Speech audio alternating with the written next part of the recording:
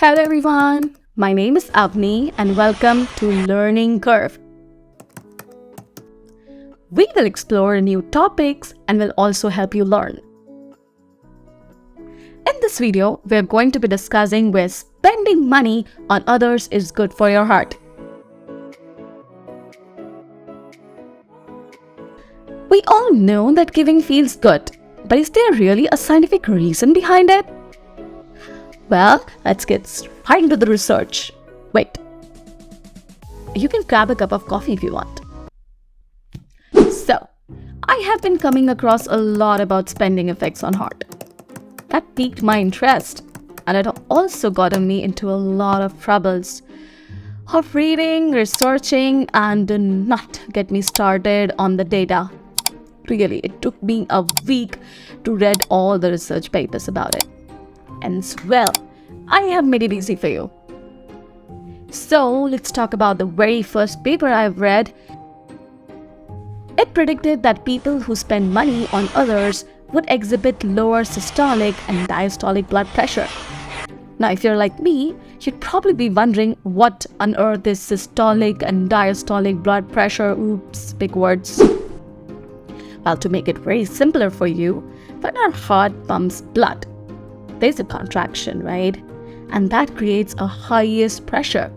That is known as systolic blood pressure.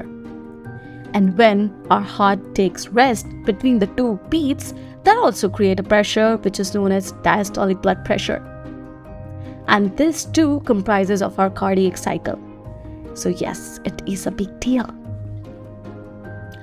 In the study, people who had blood pressure issue or hypertension were considered as a participants, just to make it very easy to understand the effect, of course. So all the people were giving 3 payments of $40 each to spend on their 6-week of study period. In the first study, students were asked to spend money on themselves. And in the second, they were asked to spend money on others. Well, after collating all the data by taking blood pressure reading, of course, the results were ta-da! After spending money on others, participants had lower systolic blood pressure. Big deal. Researchers suggested that spending money does include a great physical activity. Okay, does that mean while we are spending, we are also working out? Okay, yes, we can conclude that. So coming to the second study, which used a goodie bag paradigm. Okay, again, what is this? So, to ensure that all the participants are spending same amount and there is no difference in purchasing, this will remove the emotional difference in the reading and there will be no biasness. I think there's evolution in the studies. That happens, yes. Well, there were 3 studies that were conducted in a university and the students were grouped according to the 3 studies. In the very first studies, students were given a $5 worth token which can be used to buy juices and treats to make a goodie bag. In the second study, students were given option to buy goodie bag and give it to a stranger or a friend.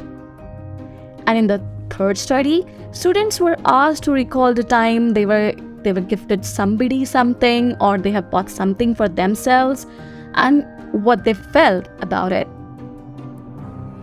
So, after a lot of collating data and understanding how people felt, comes a result that yes, pro-social spending, that spending something on others, does yield happiness and also release our happy hormones.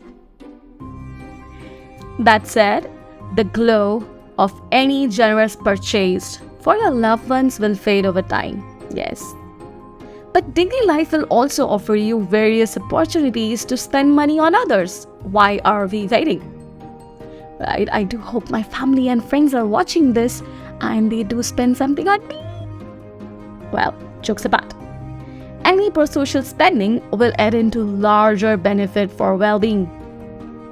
With this, Thank you everyone for being a patient listener, and if you have any question on the research, please drop on comment section below. And of course, if you like my channel and you like my content, please subscribe to my new baby channel. Bye bye, stay tuned.